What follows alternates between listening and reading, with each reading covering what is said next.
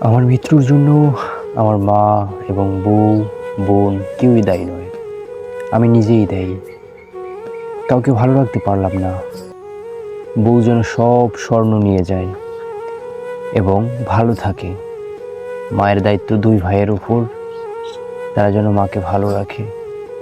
স্বর্ণবাদে যা আছে তা সব মায়ের জন্য। দিদি যেন কোঅর্ডিনেট করে। কথাগুলো লিখেছেন একজন অফিসার। সে নিজের হাতে নিজের পিস্তল দিয়ে নিজেকে দুনিয়ার সকল বেড়াজাল থেকে মুক্ত করে পরপারে চলে গিয়েছে। ভাই, বিশ্বাস করেন এই লেখাটা আমি গতকালকেও দেখেছি, বাট লেখাটা না পড়ার কারণে আমি কিছুই বুঝতে পারি নাই। আজকে যখন খুব ভালোভাবে বুঝতে পারলাম, ভালোভাবে পড়লাম, তখন আমার কাছে খুব খারাপ লাগলো।